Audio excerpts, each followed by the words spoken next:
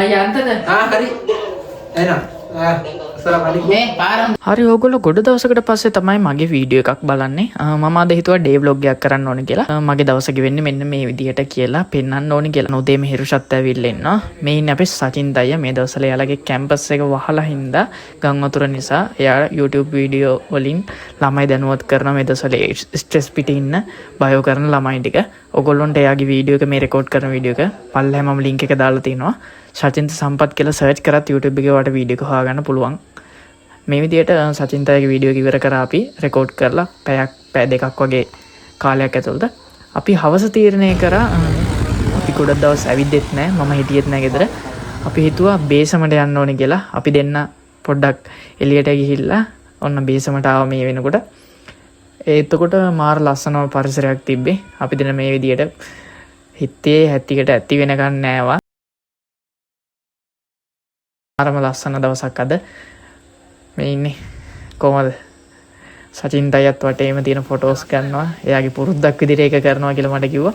අපි වෙනකොට මාරම ලස්සන සන්සෙට් එකක් තිබ්බ මේ විදිහට. මේ වෙලාවේ සාමාන්‍යයෙන් වෙලාව 5:00 විතර ඇති.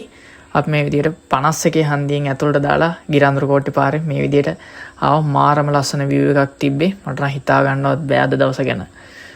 හවස මං හැමදාම පුරුද්දක් විදිහට හිරුෂලා ගෙදර යනවා. හිරුෂයියා මේ විදිහට හිටියා.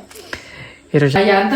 හරි එහෙනම් අස්සලාමු අලයිකුම්. මේ පාරම් මට පොඩි වැරදි ටිකක් වුණා පහුගිය දවස්වල. ඒත් එක්ක මම හිතුවා ආයි ඒ ටික හදාගෙන ආයි උඩට එන්නම් කියලා. මම දෙයක් කරද්දි මගේ තිබ්බ දුර්වලකමක් කියලා මම මේක හිතන්නේ. දෙයක් කරද්දි සාමාන්‍යයෙන් මම ටික කාලයක් අල්ලගෙන ඉඳලා ආයි ටික කාලයක් ඇද්දි ඒක අතහැරලා දානවා. මම දැන් හිතුවා දැන් එහෙම වුණාම ග්‍රෝ වීමක් කියන එක අපිට හිතා ගන්න තමයි මේක අප් වෙනවද ඩවුන් වෙනවද කියන එක අපිට හිතා ගන්න අමාරුයි. දැන් ඊට පස්සේ මම කල්පනා කරා නෑ මම දැන් සතියට ඉස්සර මම වීඩියෝ දැම්මා. දැන් වීඩියෝ දාන්නෙම නැති තරම්.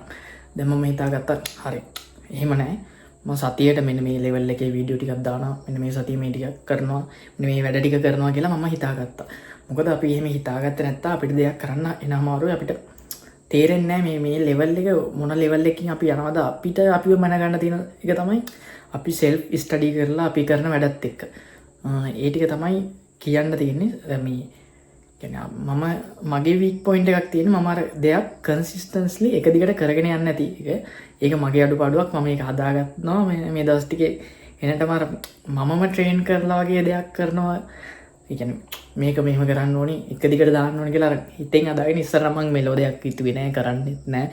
ඔහේ කියනවනේ මේක ඕනේ නෑ අරකයි මේකයි එහෙම කරන්න නැතුව දැන් එක දිගට මම වීඩියෝ ටික දාන්න ප්ලෑන් කරලා තියෙනවා.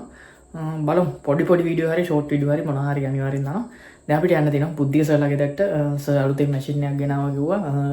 වෙබ්කැම් එකකුත් ගෙනාවා කිව්වා සර්ගේ ක්ලාස් වලට. ඒ ටික බලන්නත් ඕනේ. මට ගොඩ දවසක් සර්ලාත් එක්ක එකතු වෙන්න බැරි වුණා මේ මගේ තිබ්බ වැඩත් එක්ක. අද යනවා සතිය 3කට විතර පස්සේ සර් හම්බ වෙන්න. අපි ක්ලාස් එකේ වැඩ ටික හදා ගන්නත් තියෙනවා. අපි යන් එතනට. සර් දසුන් එන්න. දසුන් ඇවිල්ලා දෙන්න. එන්න. කණින් ආවේ? ඔව්. බයික් එක ගන්න මගේදී. අප්පට මට උදේ නතර වුණා මේක. ප්ලග් එක ගැටුණා. මම දැන් ඇවිල්ලා උදේ කරත් නෑ මේ. වල කරන්නේ. හා. ඉතර ක්ලාස් එකේ ස්ලිප් ටික බලන්නත් තිබ්බා. හරි මේ තියෙන්නේ ඔන්ලයින් ගණිත ඉස්කෝලේ බුද්ධික දිමුතු මහල්සගේ. මේකට ජොයින් වෙන්න කැමති කට්ටිය 10 11 කට්ටියගේ කැමති කට්ටියට මම ලින්ක් ටික පල්ලෙහා දාලා තියෙනවා මේකට ජොයින් වෙන විදිය ගැන. අද දවස මේ විදිහට තමයි ගෙවුනේ. මගේ දවසම ওই විදිහට නෙවෙයි ගෙවෙන්නේ ගොඩක් වෙලාවට. ඒ කියන්නේ මීට වැඩිය දිග ලොකු වැඩ කරනවා. මම අර ඕගොල්ලන්ට බලන්න පුළුවන් වෙන ලස්සන වීඩියෝ ක්ලිප් ටිකක් විදිහට හදන්න ඕනේ ඉන්න තමයි මම මේ විදිහට ෂෝට් කරලා දෙන්නේ. නැත්තම් මීට වැඩිය දේවල් දවස් ඇතුළත කරනවා. එහෙනම් අපි අලුත් vlog එකකින් හමු වෙමු.